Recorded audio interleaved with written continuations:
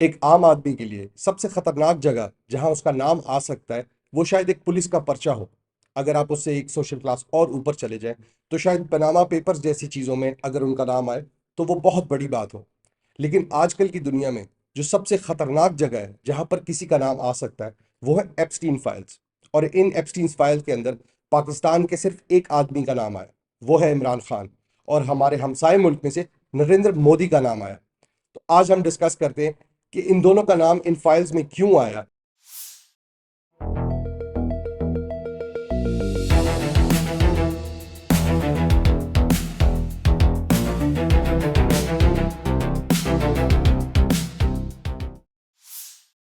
सबसे पहले तो एक छोटा सा रिकैप करते हैं कि जेफरी एप्स्टीन कौन था और एप्स्टीन फाइल्स हैं क्या।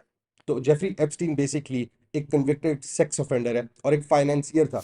इसका मिलना जुलना उठना बैठना दुनिया की ग्लोबल एलीट में था, जिसके अंदर पॉलिटिशियंस भी आ जाते हैं, बड़े बिजनेसमैन भी आ जाते हैं, जो हॉलीवुड स्टार्स हैं वो भी आ जाते हैं। और 2019 में इसकी डेथ के बाद इसके सारे कोर्ट केसेस और इसकी जितनी भी फाइल्स थी इसके केस की वो 2023 के बाद रिलीज होना शुरू हुई। जनवरी 2026 के एंड पे जो फाइल्स रिलीज की गई डिपार्टमेंट ऑफ जस्टिस की तरफ से अमेरिका के, उसके अंदर इमरान खान का और नरेंद्र मोदी का नाम आया।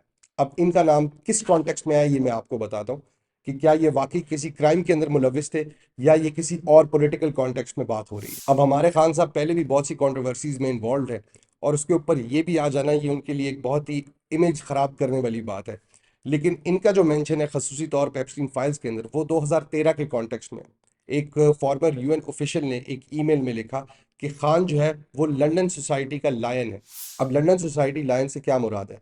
बेसिकली ये जो कॉरस्पॉन्डेंस चल रही थी फॉर्मर यूएन ऑफिशियल के साथ वो इस कॉन्टेक्स्ट में थी कि जो वेस्टर्न बैक हेल्थ इनिशिएटिव्स हैं, एंटी पोलियो कैंपेन्स वगैरह, बिल गेट्स की जो कैंपेन्स हैं, इनके बारे में कि इनको किस तरह पाकिस्तान के अंदर ज़्यादा इन्फ्लुएंस दिलवाया जा सकता है। अब केपी के अंदर उस वक्त खान साहब की नई नई गवर्नमेंट आ रही थी, उसके साथ साथ हामिद करजई साहब थे अफगानिस्तान में, और इस तरफ पोलियो की इरेडिकेशन की कैंपेन चल रही थी और इस बारे में ये सारी बात हो रही थी। अब लंदन सोसाइटी के लायन से मकसद ये था कि खान साहब का इन्फ्लुएंस जो रहा है उनके क्रिकेटिंग करियर के दौर में भी और उनकी जवानी में भी लंदन के अंदर, इंग्लैंड के अंदर, उस कॉन्टेक्स्ट में बात हो रही थी कि ये जो हायर सोसाइटीज़ हैं, जो अपर एशेलॉन्स हैं लंदन के, यूरोपियन सोसाइटीज़ हैं, उसके अंदर इमरान खान की अपने क्रिकेटिंग करियर में भी, जवानी में भी बहुत अच्छे ताल्लुकात रहे हैं। अब उसको कोई गलत कॉन्टेक्स्ट में ले, उनके जो एंटी सपोर्टर्स हैं आप कह लें, जो उनकी अपोजिशन के सपोर्टर्स हैं, वो तो इस बात को बहुत ही गलत तरफ लेकर चले जाते हैं। लेकिन अगर आप इसको बिल्कुल क्लीन वर्जन में भी लें तो उस कॉन्टेक्स्ट में बात हो रही थी कि इमरान खान के थ्रू जो है पाकिस्तान के अंदर एंटी पोलियो कैंपेन्स जो है उनको बढ़ाया जा सकता है, जो इंटरनेशनल हेल्थ इनिशिएटिव्स हैं उसको बढ़ाया जा सकता है। तो एप्स्टीन फाइल्स का जो टोटल कॉन्टेक्स्ट है वो बहुत ही नेगेटिव है और उसके अंदर इमरान खान का नाम आ जाना एक बहुत बड़ी कंट्रोवर्सी थी। लेकिन अल्लाह का शुक्र है कि खान साहब यहाँ पे बच गए। यहाँ पे उनका जो नाम है, यहाँ पे जो उनका कॉन्टेक्स्ट यूज हुआ है वो बिल्कुल ही किसी और बात में हुआ है और उसमें कोई गलत बात नहीं है। ना ही जेफरी एप्स्टीन के साथ उनकी कोई आपस की एक्चुअल कम्युनिकेशन है, ना जेफरी एप्स्टीन ने जो है उनके साथ कभी कम्युनिकेशन का दावा किया, ना इस तरह की कोई बात फाइल्स में निकली है। लेकिन जो इनके काउंटर पार्ट है नरेंद्र मोदी, उनका जब मेंशन होता है नाम एप्स्टीन फाइल्स के अंदर तो उसमें एप्स्टीन जो है, जेफरी एप्स्टीन, वो खुद ये जिक्र करता है कि मेरी उनसे बात हुई। नरेंद्र मोदी के साथ जेफरी एप्स्टीन का आपस में कम्युनिकेशन भी जो है वो एस्टैब्लिश किया जा रहा है। अब वो किस बारे में? सबसे पहले तो ये नरेंद्र मोदी के लिए टर्म यूज की गई है कि उन्होंने क्या हरकत की वो बहुत डिग्रेडिंग है। उसमें एग्जैक्ट अल्फाज है सिंगिंग एंड डांसिंग, कि नरेंद्र मोदी ने गाया और नाचा। लोग कहते हैं कि जंगल में मोर नाचा किसने देखा, तो ये वाला जो मोर नाचा ये तो दिखा दिया गया सारी दुनिया को कौन था, क्या हुआ और किस तरह नाचा। अब हुआ क्या, जेफरी एप्स्टीन बेसिकली ब्रैग करते हैं अपनी इस ईमेल के अंदर कि नरेंद्र मोदी ने जो है, इंडिया के प्राइम मिनिस्टर, अभी भी फिलवक्त भी वो प्राइम मिनिस्टर है, कि उन्होंने जेफरी एप्स्टीन का एडवाइस लिया 2017 में। और वो ट्रंप को खुश करने के लिए, जो उनकी पहली टर्म थी, वो ट्रंप को खुश करने के लिए पहले गए इसराइल और वहां पे उन्होंने जरा नाच गाना किया और इसकी वजह से it work. How did it work? Basically उसकी वजह से ट्रंप को उन्होंने खुश किया, जो अपने टाइज थे विद इसराइल उसको यूज करते हुए इंडिया ने यूएस के साथ अपने टाइज बेहतर किए। अब इसमें लार्जर कॉन्टेक्स्ट जो है जियो पॉलिटिक्स का वो ये है कि चाइना के थ्रेट को, चाइना के इन्फ्लुएंस को काउंटर करने के लिए जो है वो इंडिया इसराइल गए, इंडिया का प्राइम मिनिस्टर इसराइल गया और वहां से यूएस के साथ जो है अपने टाइज बेहतर किए। अब उन्होंने इसराइल किस कॉन्टेक्स्ट में गए, क्यों गए और क्या किया वहां पे? तो 2017 में जुलाई 5 को नरेंद्र मोदी गए थे इसराइल अपने टाइज बेहतर करने, marking the 25th anniversary of Israel and Indian ties. तो इंडिया और जो इसराइल के डिप्लोमेटिक टाइज को 25 साल हुए थे 1992 से 2017 तक, उनको सेलिब्रेट करने के लिए वो वहाँ पे गए। वहाँ पे नेतन्याहू के साथ उन्होंने मुलाकात की, वहाँ पे उन्होंने स्पीचेस की, वहाँ पे दोनों ने कॉन्सर्ट्स हुए, वहाँ पे बॉलीवुड के सिंगर्स ने गाने गाए, वहाँ पे नाच गाना हुआ, परफॉर्मेंसेस हुई। अब ये ओवरऑल जो पूरा इवेंट था, 2-3 दिन का इनका डिप्लोमेटिक मिशन होगा, गए हुए थे उधर, उस चीज़ को उन्होंने शायद बेसिकली महावरत काओ के डांस एंड सैंग। लेकिन जिस तरह की एप्स्टीन फाइल्स हैं, जिस तरह की डॉक्यूमेंटेशन फुटेजेस उसमें रिलीज हुई हैं बाकी पॉलिटिशियंस की, जिसके अंदर अमेरिका के बहुत से पॉलिटिशियंस हैं, बहुत से हॉलीवुड स्टार्स हैं, उसको देखते हुए लगता है कि शायद कोई प्राइवेट मीटिंग के अंदर वाकई उनको नचाया गया और शायद वो वाकई डांस किया उन्होंने।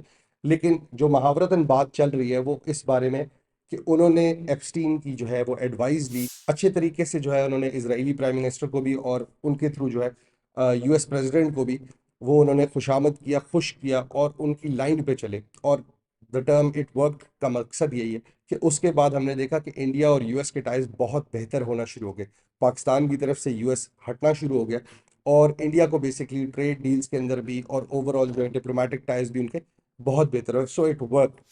सो वाकई इंडिया को इस हरकत से बहुत फायदा हुआ। लेकिन इस वक्त जब उनका नाम, ये बात बाहर आई है, पब्लिक में आई है, तो इस वक्त नरेंद्र मोदी को जो है इंडिया के अंदर बहुत ज्यादा बैकलैश फेस करना पड़ा। ये एक बहुत बड़ी बेइज्जती है कि इतने बड़े मुल्क के प्राइम मिनिस्टर के बारे में कहा जा रहा हो कि वो नाचे और गाए, अपने लिए नहीं बल्कि यूएस प्रेसिडेंट की जो है वो फेवर गेन करने के लिए, इजरायली प्राइम मिनिस्टर के थ्रू जो है हाथ फैला के यूएस तक पहुंचने के लिए, अपने डिप्लोमेटिक टाइज बेहतर करने के लिए, अपनी ग्लोबल स्टैंडिंग बेहतर करने के लिए उनको नचाया गया और उनसे गवाया गया। ये बहुत बेइज्जती की बात है, एम्बैरसमेंट की बात है, जिसके ऊपर कांग्रेस जो है, जो अपोजिशन पार्टी है इस वक्त बीजेपी की इंडिया के अंदर, वो डिमांड कर रही है कि नरेंद्र मोदी जो है एक प्रॉपर एक्सप्लेनेशन दे और बताएं कि ये क्या हुआ है और इस तरह की बात क्यों निकली है। अब इस बात के अंदर सच्चाई हो ना हो, एग्जैक्ट लिटरल मीनिंग में तो शायद ये बात वाकई ना कही गई हो, लेकिन सिर्फ ये इम्प्लीकेशन कि इंडिया के प्राइम मिनिस्टर को यूएस के साथ डिप्लोमेटिक टाइज बेहतर करने के लिए कितने पापड़ बेलने पड़ते हैं, कितनी जिल्लत बर्दाश्त करनी पड़ती है और किस किस तरह की हरकतें करनी पड़ती हैं और किन लोगों से, जेफरी एप्स्टीन जैसे लोगों के साथ ताल्लुकात रखने पड़ते हैं, उनका एडवाइस लेना पड़ता है। ये एक बहुत बड़ी एम्बैरसमेंट है। अब इस चीज़ की एक्सप्लेनेशन जो है वो इंडियन कांग्रेस मांग रही है। इंडिया की जो अपोजिशन पार्टी है वो कह रही है कि ये आपने क्या किया, आपने पूरी दुनिया के अंदर ऐसी फाइल्स के अंदर आपका नाम आया और उसके अंदर आपकी कम्युनिकेशन एस्टैब्लिश हुई है। ये बहुत बड़ी जिल्लत का फैक्टर बन रहा है पूरे इंडिया के लिए, नॉट जस्ट बीजेपी। अब इसके अंदर सच्चाई कहाँ आती है, इसमें ये बात कहाँ आती है कि वाकई शायद कोई कम्युनिकेशन हुई हो। ये 2026 में आके किसी ने फेक ईमेल्स नहीं निकाली, ये किसी ने कोई साजिश नहीं की अब जाके इंडिया को गंदा करने के लिए, बल्कि 2017 के अंदर ये ईमेल्स जो है एक्चुअली एस्टैब्लिश हुई, लिखी गई, बात हुई। और उस वक्त किसी का इस तरह का झूठ बोलना कि आज से 10 साल बाद जो है या 9 साल बाद इसको एक्सपोज किया जाएगा और इंडिया गंदा हो जाएगा, तो ये एक जो है बात है वो इसकी ऑथेंटिसिटी को बैक करती है कि ये वाकई हुआ होगा। उसी तरह जिस तरह इमरान खान के थ्रू जो हेल्थ इनिशिएटिव्स हैं केपीके के अंदर, उन कैंपेन्स को, एंटी पोलियो कैंपेन्स को वो बढ़ाने की बात हुई होगी और उसमें कोई गलत बात नहीं है। खान साहब के थ्रू अगर ये बात हुई, उनके वहाँ पे कनेक्शंस थे और उसको यूज़ करके एंटी पोलियो कैंपेन्स पाकिस्तान में लाएगी, इसमें कोई हर्ज नहीं है।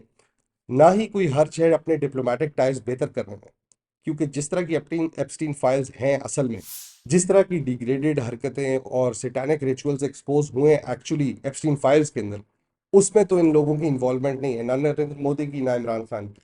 लेकिन ये बात एक्सपोज हो जाना कि आपका प्राइम मिनिस्टर जो है इतने बड़े मुल्क का, इंडिया का प्राइम मिनिस्टर, वो लोगों के इशारों पे नाचता है, गाता है, ये टर्म भी यूज हो जाना, ये बहुत बड़ी एम्बेरसमेंट है just to get favour with us. सिर्फ अपने टाइज बेहतर करने के लिए उसको ये हरकतें करनी पड़ती है और इस तरह के लोगों के साथ कम्युनिकेशन रखनी पड़ती है। जेफरी एप्स्टीन के साथ किसी का भी actual one on one communication होना, रखना, ये एक बहुत ही गिरी हुई बात है। ये उसकी जो रेप्यूटेशन है उसको बहुत ही नीचे ले जाती है। ये था हमारा आज का एनालिसिस। अगर आपको पसंद आया हो वीडियो को लाइक और शेयर ज़रूर कीजिएगा और चैनल को सब्सक्राइब करें और हम कल दोबारा मिलते हैं। अस्सलाम वालेकुम।